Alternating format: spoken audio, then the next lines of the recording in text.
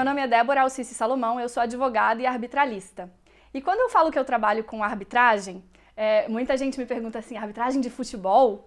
E eu digo que não, né? Como advogada, a arbitragem com a qual eu trabalho, ela tem a ver com o direito. A arbitragem é, na verdade, um processo privado, né? Então a gente sabe que hoje em dia, quando as pessoas têm algum litígio, né, alguma controvérsia vinda de um contrato, por exemplo, não cumprido, as pessoas vão resolver esse litígio no judiciário, correto?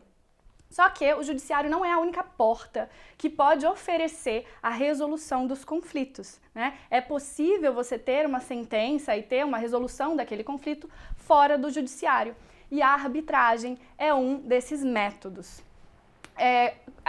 As pessoas às vezes têm certa desconfiança de levar o seu conflito para ser resolvido fora do judiciário, porque a gente costuma ter uma confiança muito grande no Estado, mas isso nem sempre foi assim, né? Então, antes disso tudo, antes da gente dar o poder de jurisdição, né, de dizer o direito apenas para o Estado, existia a autotutela. Então, se dois irmãos quisessem o mesmo brinquedo, briguem aí o mais forte que ganhe, né?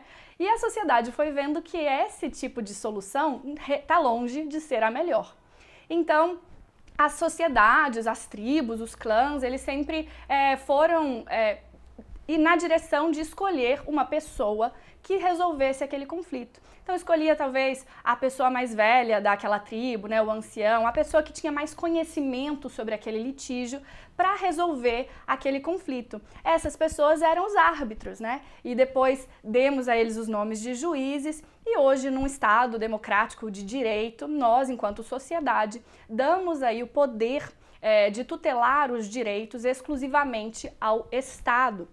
Só que o próprio Estado reconhece a arbitragem como uma jurisdição equivalente. Então a gente fez todo o caminho, né, de árbitros e anciãos que resolviam o direito até o Estado e hoje em dia estamos vendo um movimento de volta a termos árbitros, mas dessa vez institucionalizados, reconhecidos pelo próprio Estado. Então a arbitragem, ela é regulamentada hoje no Brasil pela Lei 9.307 de 1996, que a reconhece como uma jurisdição equivalente e os árbitros têm, então, o poder de decidir os litígios dando uma sentença. Esse tipo de solução de conflito fora do judiciário, ele criou muita força depois de um movimento de acesso à justiça que foi protagonizado por um grande processualista chamado Capelletti. Ele fez um movimento, né, preocupado aí com várias questões processuais. E a terceira fase desse movimento era a fase de acesso à justiça. E ele, então, demonstrou que para acessar justiça, você não precisa necessariamente acessar o judiciário, né? Você pode conseguir resolver litígios fora do judiciário. E dentre esse tipo de solução, nós temos, por exemplo, a negociação, né? As partes podem se juntar, fazer uma reunião, negociar e chegar num acordo. Temos também a conciliação, onde um conciliador vai auxiliar as partes a chegar nesse acordo.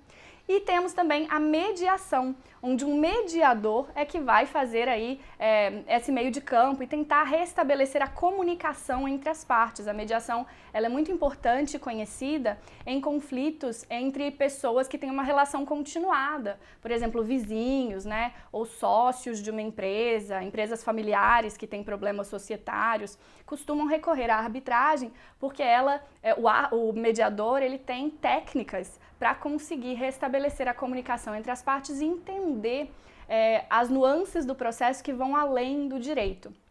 E também temos a arbitragem. Mas vocês veem, desses 4 métodos que eu acabei de citar, a arbitragem é o único onde não são as partes que vão chegar a um acordo e resolver aquele conflito, né? Quando as partes escolhem a arbitragem, elas estão dizendo que elas escolheram um método heterocompositivo, ou seja, outras pessoas que não as próprias partes é que vão resolver aquele litígio. E é muito interessante que a arbitragem ela dá a prerrogativa das partes de escolherem quem é esse árbitro, quem é essa pessoa.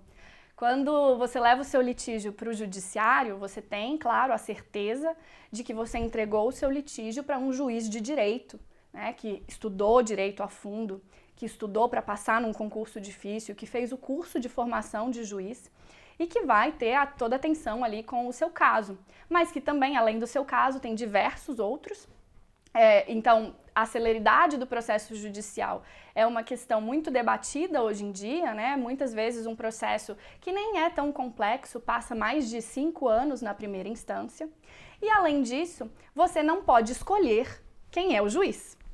Na arbitragem, às vezes, se o seu caso tem nuances diferentes, se é um caso de construção, em que você está ali discutindo um defeito na obra, você pode escolher um árbitro que não seja necessariamente um advogado, um jurista. Você pode escolher um engenheiro, um arquiteto, né? Se o conflito veio de um contrato, por exemplo, de arrendamento de um lote, de uma gleba, né? E para aquele contrato é importante saber as características do solo, você pode escolher como árbitro um geólogo. Então, a arbitragem, ela democratiza um pouco mais a solução do conflito e consegue trazer o especialista de várias áreas para o corpo decisório e não só ter esse papel assim, de perito, né, que a gente vê no judiciário. É claro, quando o juiz não sabe das características do solo, né, ou dos defeitos da construção, ele traz o engenheiro, o arquiteto, o geólogo como perito. Na arbitragem, eles também podem e devem atuar como peritos, mas se for importante para as partes tê-los no corpo decisório, isso também é possível. E muitas vezes eles vão fazer perguntas para os peritos com muito mais qualidade, né? Porque eles entendem daquele assunto.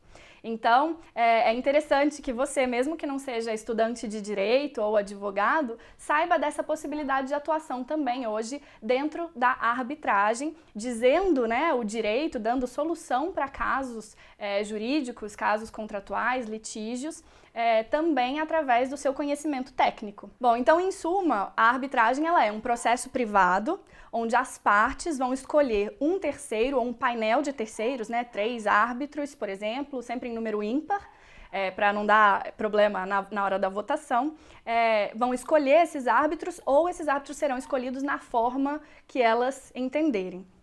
Para poder escolher a arbitragem, é necessário que você tenha no seu contrato uma cláusula arbitral, ou que depois que o litígio surja, você faça um compromisso arbitral juntamente com a outra parte. É muito importante que você consulte um advogado para fazer essa análise de adequação, né? Há casos, essa análise ela é feita sempre no caso a caso.